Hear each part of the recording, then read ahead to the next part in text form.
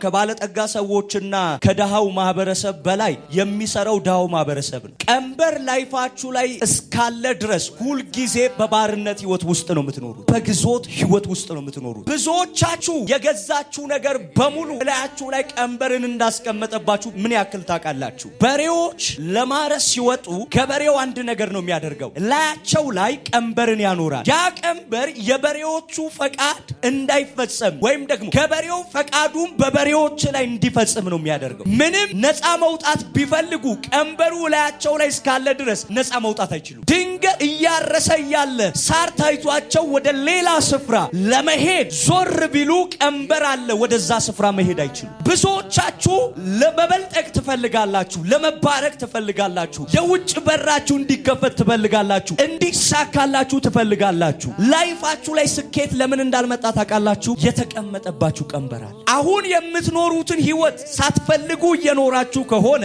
ይሄንን ህይወት እንድትኖሩ ያደረገ ላያችሁ ላይ ያለ ቀንበር አለ። ያ ቀንበር እስካልተሰበረ ድረስ ከዛ ህይወት ነፃ መውጣት አትችሉ። ከባለጠጋ ሰዎችና ከደሃው ማህበረሰብ በላይ የሚሰራው ደሃው ማህበረሰብ ነው። ቢያንስ በቀን 14 ሰዓት ሊሰራ ይችላል፣ 12 ሰዓት ሊሰራ ይችላል፣ 8 ሰዓት ሊሰራ ይችላል። ለምን ይመስላችኋል? ባለጠግነት ህይወቱ ላይ ያልመጣ ምንም የቀረባቸው ነው። ጤንነታቸው ሰላም ነው፣ የሚሄዱበት መንገድ ሰላም ነው፣ ማስረጃ አላቸው። እንዳይሄዱ ግን ይከለከላል። ህይወት መንፈሳዊ ነው። መንፈሳዊ ዓለም ላይ የተቀመጠባችሁን ቀንበር እስካልሰበራችሁ ድረስ በስጋ መፈታት አትችሉ፣ በስጋ መባረክ አትችሉ፣ በስጋ መበልጠግ አትችሉ። ትልቁ የእናንተ ችግር ደግሞ በስጋ ትጥራላችሁ፣ በመንፈሳዊ ነገራችሁ ግን ጥረት የላችሁ። እግዚአብሔር የመጀመሪያ ከቀንበር ነፃ ሊያወጣችሁ ሲፈልግ የሚሰጣችሁ ነብይ። ባሪያ የምትሆኑበት ትልቁ መንገድ ምን እንደሆነ ታውቃላችሁ? የእናንተው የገዛ አስተሳሰባችሁ። ሳምታይምስ በስጋ እግዚአብሔር ይፈታችኋል። ማይንዳችሁ ግን ባርነት ውስጥ ካለ መፈታት አትችሉ። አንዲት ዝሆን ነበረች። ያቺን ዝሆን በጣም ሕፃን እያለች ገመድ እግሯ ስር ያጠልቁላታል። በልጅነቷ ማደግ የጀመረች ሰዓት እግሮቿ ሲወፍሩ ያ ገመድ ይበጠሳል። በልጅነቷ ለመሮጥ ስታስብ ወደኋላ ገመዱ ስለሚጎትታል። ትልቅ ሆና ገስፋም ያ ገመድ እንዳለ ስለምታስብ ከዛ ስፍራ ሳትንቀሳቀስ ረጅም ዓመት ቆየች። አንዳንዶቻችሁ ስላልተፈታችሁ አይደለም አንድ ስፍራ ላይ የተቀመጣችሁ። አንዳንዶቻችሁ አርነት ላይፋችሁ ላይ እንደተለቀቀ አእምሯችሁ ስላልተቀበለ እስካሁን በባርነት ውስጥ ላይ ነው ያላችሁ። ስንቶቻችሁ ናችሁ ደህና ዘመድ የለኝም የሚል አስተሳሰብ በባርነት ውስጥ በድህነት ውስጥ ያስቀመጣችሁ? አጋንንት በቅጽበት ደሃ እናንተን ለማድረግ ጊዜ አይፈጅበትም። ቢኮዝ ማይንዳችሁ ያለው ምን ውስጥ ነው? በባርነት ውስጥ ነው። ዛሬ እነዛም ባርነቶች ዛሬ እንሰብራለን። እንደ ሰው አይደለም። መጽሐፍ ቅዱስ የያዛችሁ ሰዎች ትንቢተ ኤርምያስ 30 ቁጥር 8 በጌታ በኢየሱስ ስም አነባለሁ። እንዲህ ይላል፣ በዚህ ቀን እንዲህ ይሆናል ይላል የሰራዊት እግዚአብሔር፣ ቀንበርን ከአንገት ላይ ሰብራለሁ፣ እስራትህንም እበጥሳለሁ፣ ከእንግዲህ ወዲህ ለሌላ አትገዛም። ኢየሱስ ያድናል። ይሄ ቀን ቀንበር የሚሰበርበት ቀን ነው። ኢየሱስ ያድናል። ኢየሱስ ያድናል። ከእንግዲህ ወዲህ ለሌላ ምን አትልም? ከእንግዲህ ወዲህ ለሌላ ምን አትልም? ያ ማለት ቀንበር ለሌላ እንድትገዙ የሚያደርግ መሳሪያ ነው ማለት ነው። ከእንግዲህ ወዲህ ለሌላ አትገዛም ከማለቱ በፊት ቀንበርን ከጫንቃ ላይ ምን እላለሁ አለ? ሰብራለሁ። ይሄ ቀንበር አንድ ነገር ነው ያደረገው፣ ለሌላ እንዲገዛ ነው ያደረገው። ቀንበር ላይፋችሁ ላይ እስካለ ድረስ ሁል ጊዜ በባርነት ህይወት ውስጥ ነው የምትኖሩት። ቀንበር ህይወታችሁ ላይ እስካለ ድረስ ሁል ጊዜ በባርነትና በግዞት ህይወት ውስጥ ነው የምትኖሩት። ለዛ ነው ከጫንቃ ላይ ቀንበርን ሰብራለሁ ካለ በኋላ ሌላ እንኳን ቀንበርን ላይ ሊያስቀምጥ የሚፈልግ ቢኖር አለ ለሌላ ፈጽሞ ምን አትልም? አትገዛም፣ አትገዛም። ኢየሱስ ያድናል። ኢየሱስ ያድናል። ብዙዎቻችሁ የገዛችሁ ነገር በሙሉ እላያችሁ ላይ ቀንበርን እንዳስቀመጠባችሁ ምን ያክል ታውቃላችሁ? ታውቃላችሁ? አብዛኞቻችሁ እንደኔ ናችሁ። ክፍለ ሀገር ተወልዳችኋል ብዬ አስባለሁ። ኢየሱስ ያድናል። በሬዎች ለማረስ ሲወጡ ገበሬው አንድ ነገር ነው የሚያደርገው፣ ላያቸው ላይ ቀንበርን ያኖራል። ያ ቀንበር የበሬዎቹ ፈቃድ እንዳይፈጸም ወይም ደግሞ ገበሬው ፈቃዱን በበሬዎች ላይ እንዲፈጽም ነው የሚያደርገው። ምንም ነፃ መውጣት ቢፈልጉ ቀንበሩ ላያቸው ላይ እስካለ ድረስ ነፃ መውጣት አይችሉም። ድንገት እያረሰ ያለ ሳር ታይቷቸው ወደ ሌላ ስፍራ ለመሄድ ዞር ቢሉ ቀንበር አለ፣ ወደዛ ስፍራ መሄድ አይችሉም። ብዙዎቻችሁ ለመበልጠቅ ትፈልጋላችሁ፣ ለመባረክ ትፈልጋላችሁ፣ የውጭ በራችሁ እንዲከፈት ትፈልጋላችሁ፣ እንዲሳካላችሁ ትፈልጋላችሁ። ላይፋችሁ ላይ ስኬት ለምን እንዳልመጣ ታውቃላችሁ? የተቀመጠባችሁ ቀንበር አለ። አሁን የምትኖሩትን ህይወት ሳትፈልጉ እየኖራችሁ ከሆነ ይሄንን ህይወት እንድትኖሩ ያደረገ ላያችሁ ላይ ያለ ቀንበር አለ።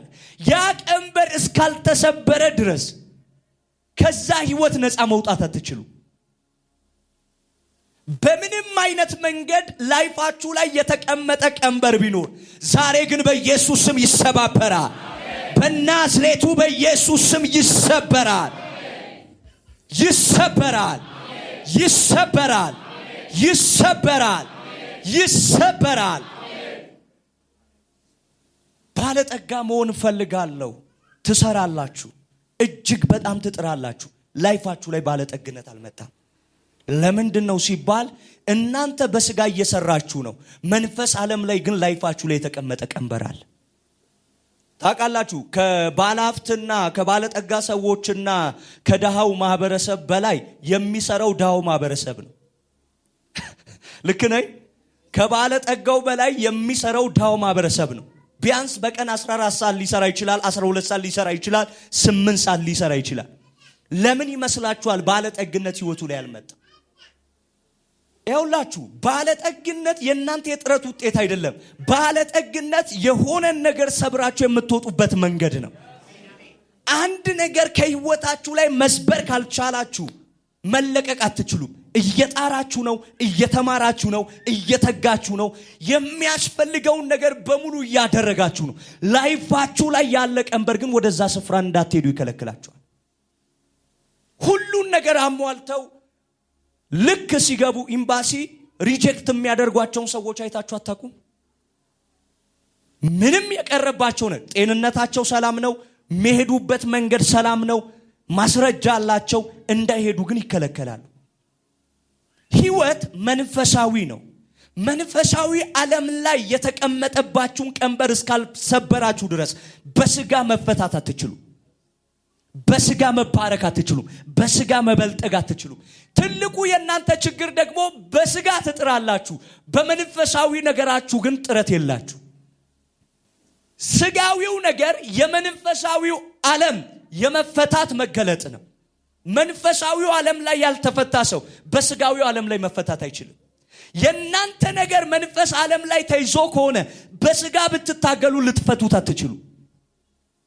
ለዛ ነው ነቢይ 7 ዓመት ሙሉ እንደዚህ ነበርኩ፣ እዚህ ቤት ገባው። በ16 ዓመት ሐኪም ቤት ትመላለሳለች። ደሟ ላይ የኤችአይቪ በሽታ አለ። 16 ዓመት ያገኟት ዶክተሮች ሊያክሟት አልቻለም ይቺን ሴት። ከ16 ዓመት በኋላ እዚህ መጣ ምስክርነቷን ስትሰጥ አይታችኋል አይደለ? የሷ ነገር መንፈስ ዓለም ላይ ስለተያዘ ነው። መንፈስ ዓለም ላይ የተያዘውን ነገር በመንፈሳዊ ነገር ነው መፍታት የምትችሉት። መንፈሳዊው ዓለም ላይ የተቀመጠባችሁን ቀንበር በሙሉ ዛሬ እኔ ሰብራለሁ። በስጋ መፈታት ትጀምራላችሁ፣ መሰርጋት ትጀምራላችሁ፣ መበልጠግ ትጀምራላችሁ። በኢየሱስ ስም ትፈታላችሁ።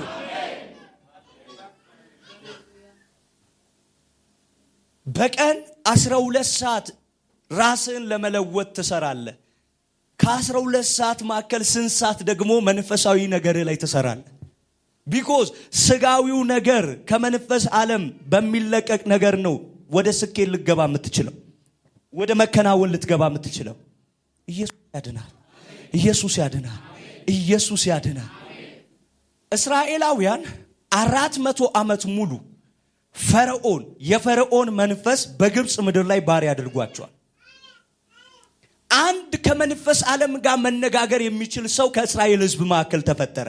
ሙሴ የሚባል ሰው መንፈሳዊውን ከ600 ህዝብ መካከል አንድ ሰው ብቻ ነው መንፈሳዊ ነገር የሚገባው።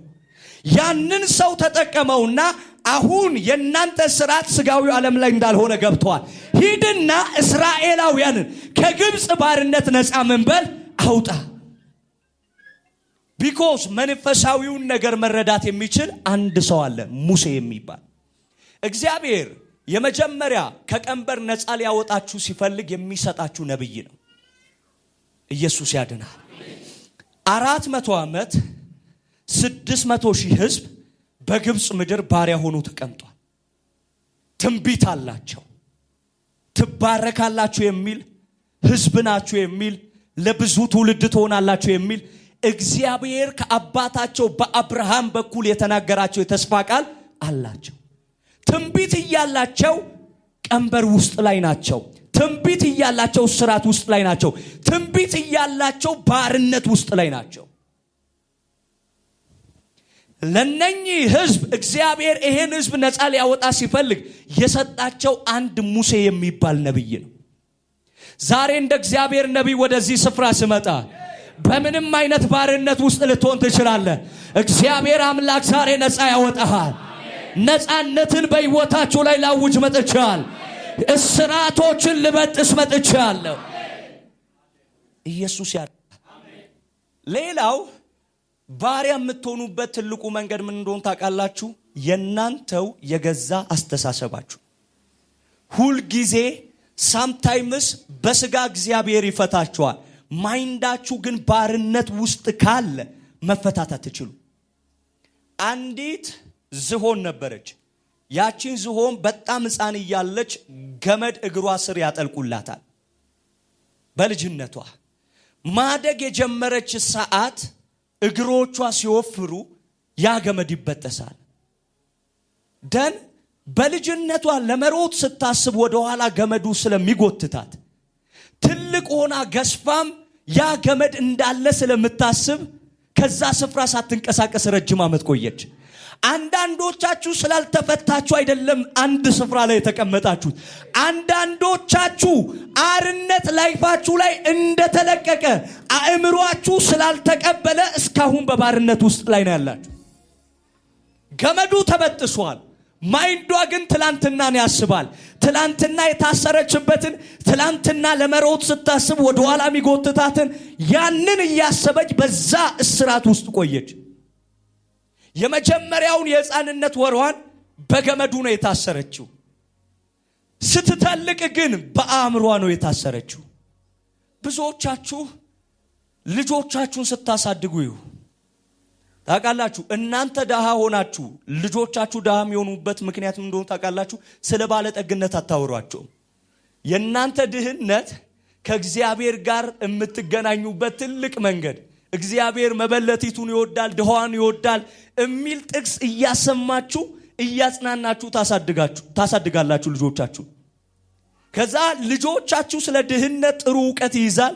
ባለጠጋ ለመሆን ማይንዱ ታስሯል። እንዴት ይበለጥግ? ዛሬ ማይንዳችሁ ላይ ያለም ህይወታችሁ ላይም ያለ ዘራችሁም ላይ ያለ የትኛውም ቀንበር ይሰበራል። ይሰበራል በኢየሱስ ስም። እስኪ ቀንበር ይሰበራል በሉ። ቀንበር ይሰበራል በሉ። ያውላችሁ 38 ዓመት ሙሉ ሽባ የነበረውን ሰው ታስታውሱታላችሁ? 38 ዓመት ሙሉ ሽባ የነበረው ሰው እዛ ስፍራ ላይ እግዚአብሔር ፈውስን ለመልቀቅ ሲፈልግ የሚለቀው መላእክትን ነው። እነዚህ መላእክት መተው ውሃውን ያናወጡ ሰዓት እዛ ውሃ ውስጥ የሚያኖረኝ የለም። ቢኮ ሰው ያላቸው እዛ ውሃ ውስጥ ምን ብለዋል? ገብተው ተፈውሰው ወጥተዋል። ኢየሱስ ያድናል። ይሄ ሰው ለኢየሱስ ኢየሱስ ራሱ ፈዋሹ ኢየሱስ አዳኙ ኢየሱስ ነፃ አውጪው ኢየሱስ ወደሱ የመጣ ሰዓት ምን እንዳለ ታውቃላችሁ? እዛ ውሃ ውስጥ የሚከተኝ ሰው የለም። ያ ማለት ይሄ ሰው እስከ 70 ዓመት ቢቀመጥ ሁሉ ጊዜ የሚያስበው እዛ ውሃ ውስጥ የሚከተኝ ሰው ያስፈልገኛል ብሎ ቢንፏቀቅ እኮ ሊገባ ይችላል። ዳዴ ያለ መግባት ይችላል። ሰው የለኝም የሚል አስተሳሰብ ግን በበሽታ ባርነት ውስጥ አቆይቶታል። ስንቶቻችሁ ናችሁ ደህና ዘመድ የለኝም የሚል አስተሳሰብ በባርነት ውስጥ በድህነት ውስጥ ያስቀመጣችሁ? ባለጠጋ ለመሆን ጥሩ ዘመድ አያስፈልግም። የውጭ በር እንዲከፈትልህ የሆነ ፋሚሊ ውጭ ሀገር መኖር የለበትም። መናት አለብህ። ለዘመናት የኔ ቤተሰብ ደሃ ሆኖ ሊኖር ይችላል፣ ከኔ በኋላ የሚፈጠረው ትውልድ በፍጹም ደሃ አይሆንም እያላችሁ መነሳት መቻል አለባችሁ። እንዲህ ለማድረግ ስትሉ ሰውን ታስባላችሁ። ሰው የለኝም ላለመፈወሱ ምክንያት አድርጎ ለኢየሱስ ያቀርብ ምንድነው ያቀረበው? ሰው አያስፈልጋችሁ። ያለ ሰው እርዳታ የሚባረኩ ሰዎችን አያለው። ያለ ስጋ ለባሽ እርዳታ ወደ ባለጠግነት የሚገሰግሱ ሰዎችን አያለው። ላንተ ይሁንልህ በኢየሱስ። ውሰዱ ውሰዱ ውሰዱ ውሰዱ ውሰዱ፣ ተቀበሉ በናዝሬቱ በኢየሱስ። ማይናችሁ ላይ ምንድነው ያለው? አእምሮአችሁ ላይ ምንድነው ያለው? ያ ባሪያ አድርጎ አስቀምጧቸዋል። አያችሁ፣ ያቺ የነብዩ ሚስት ባሌ ባሪያ ምን ብሏል? ሞቷል። ባሌ ባሪያ ሲሞት ሌሎች ነቢያቶች ለልጆቻቸው ቅባትን፣ ጸጋን፣ በረከትን፣ ርስትን አስተላልፎ ነው የሚሞቱት። እኔ ባል ግን ለልጆቼ ባሪያ የሚሆኑበትን ዕዳ አስተላልፎ ምን ብሏል? እቺ ሴት የሚረዳትን ሰዎች ቁጭ ብላ አይደለም የጠበቀችው። ነብዩ እስካለበት ስፍራ ድረስ ሩጣ ከህይወቷ ላይ የባርነትን ቀንበር ለመስበር መታለች። ዛሬ እስከዚህ ስፍራ ስትመጡ ዝም ብላችሁ አይደለም የመጣችሁት። የሆነ ቀንበርን ለማሰበር መጣችኋል። ያ ቀንበር ደግሞ ሲሰበር አይቻ ውሰዱ በኢየሱስ።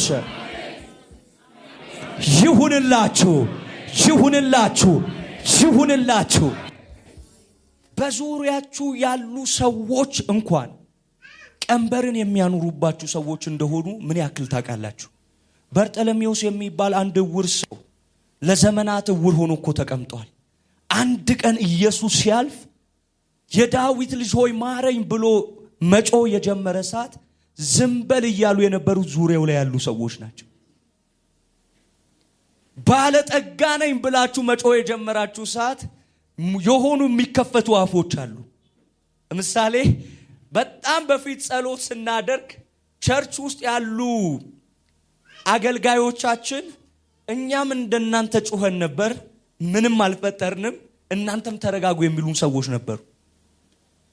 እነኚህ ሰዎች ነፃ ወተን ነፃ እንዳናወጣ ቀንበርን የሚያኖሩ ሰዎች ናቸው። አንድ ነገር በርቶልህ አሁን በዚህ ስራ ይሳካልኛል፣ አሁን በዚህ ስራ አባረካለሁ፣ በዚህ ስራ በለጥጋለሁ ስትል እኔም ይህን ስራ ጀምሬው ነበር ተበላሽቶብኝ ነው ይለዋል። ቢኮዝ ቀንበር እንደሆነ አታውቅም። ላይፍ ላይ ግን እንዳትባረክ የተቀመጠብህ ቀንበር ነው ያ። ቢዝነስ ልጀምር ነው፣ በዚህ ቢዝነስማ ይሳካልኛል ብለሽ ገንዘብ አሰባስበሽ ልጀምሪ ስትይ 5 እና 10 በዛ ቢዝነስ ፌል ያደረጉ ሰዎችን አጋንንት ወዳንቺ ያመጣል። ቢዝነሱን ከመጀመርሽ በፊት አይመጡም።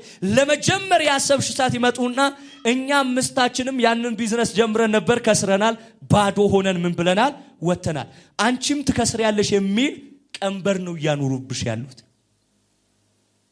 እናንተ 5ቶቻችሁ ልትከስሩ ትችላላችሁ፣ እኔ ግን በዚህ ቢዝነስ በለጥጋለሁ ማለት መቻል አለባችሁ። ሄለው ሄለው ሄለው ሄለው ይሰማችኋል? ይሰማችኋል? ያ እንዲህ የምትባሉ ሰዎች የላችሁም ወይ? ይሄንንማ እንዳትጀምር በዚህ ትከስራለህ ተብላችሁ የምታውቁ ውስጣችሁ ላይ ያመጣው እኮ እግዚአብሔር እኮ ነው። ያን እግዚአብሔር በእናንተ ውስጥ አፈር ሽጠ ይሳካልሃል ካለ ጀምር። ቢኮዝ እዛ ውስጥ ነው ያንተን ብለሲንግ ያስቀመጠ። የዛኔ ያንን አትጀምር እያሉ የሚመጡ ሰዎችን በሙሉ የሚያመጣቸው እግዚአብሔር አይደለም፣ አጋንንት ነው ፌል እንድታደርግ የሚያመጣብ። ከዛስ ቢዝነሱን ስትጀምሩ 5 የከሰሩ ሰዎችን ስለምታውቁ በቃ እኔም ልከስር ነው እያላችሁ በፍርሃት ትጀምሩታላችሁ፣ ትከስራላችሁ። ኢየሱስ ያድናል። ትልቁ ችግር ምን መሰላችሁ? አብዛኛው ሰው አንድ ነገር እግዚአብሔር ወደ ውስጡ ሲያመጣ እዛ ነገር ውስጥ የነበረን ሰው ለማጥናት ይሄዳል። ከዛ ከነዛ ሰዎች ባድ የሆነ ኢንፎርሜሽን ይሰማል፣ መጥፎ የሆነ ኢንፎርሜሽን ይሰማል። ለምሳሌ አንዲት ምህረት የምትባል ልጅ ቢሮ ለአገልግሎት መጣች። ኦኬ ምን እንዲሆንልሽ ነብይ አለችኝ።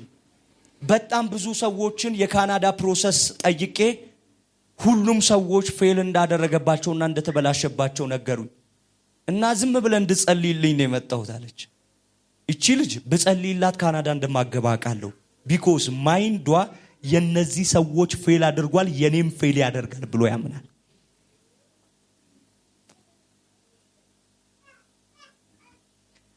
ተው ዝምበል እያሉት የነበሩት እነማን እንደሆኑ ታውቃላችሁ? እነ ፒተር እኮ ናቸው። እነ ፒተር ናቸው።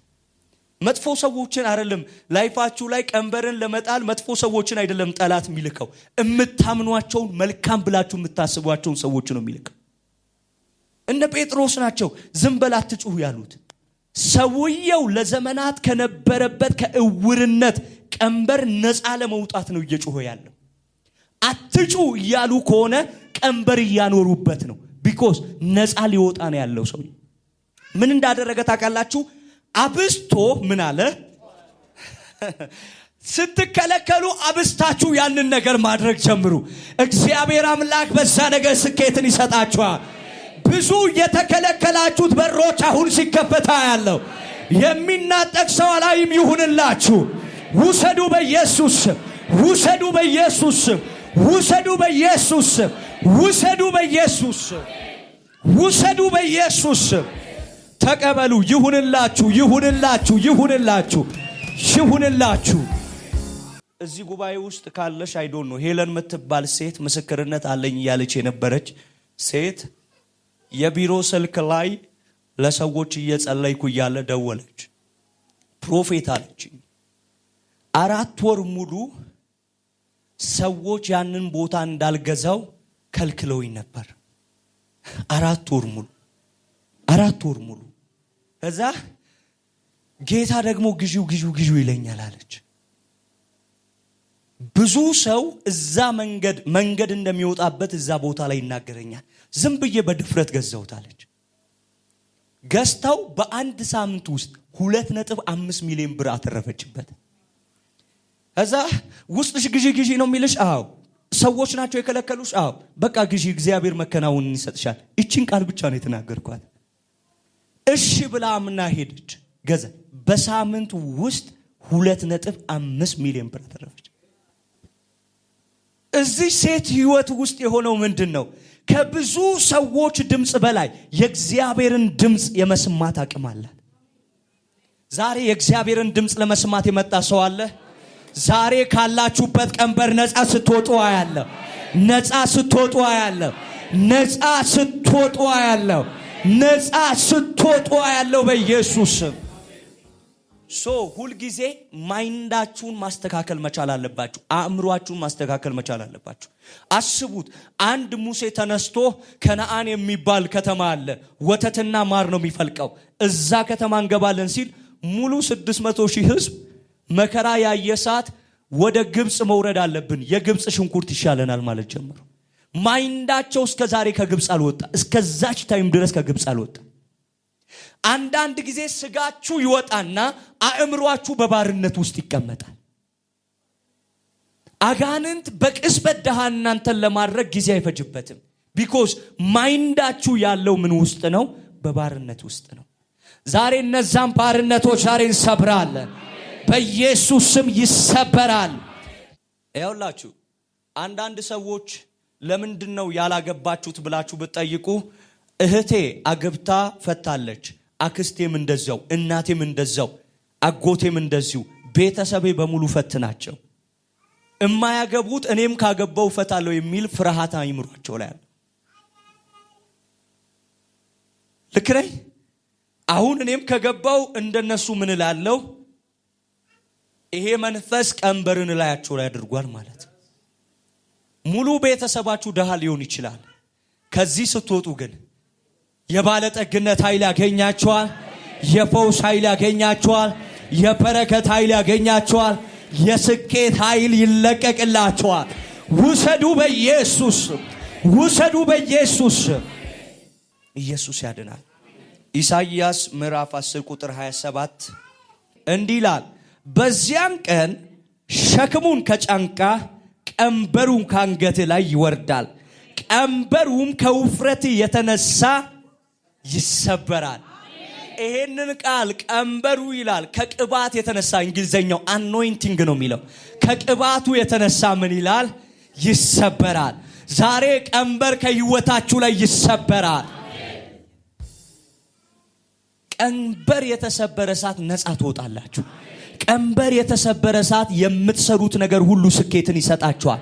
ቀንበር የተሰበረ ሰዓት በምትነግዱት ንግድ መከናወን ይኖራችኋል። ቀንበር የተሰበረ ሰዓት የነካችሁት ሁሉ ይባረክላችኋል። ቀንበር የተሰበረ ሰዓት የትም ስፍራ ለመግባት ብትሄዱ የትም ስፍራ ሪጀክት አትደረጉ።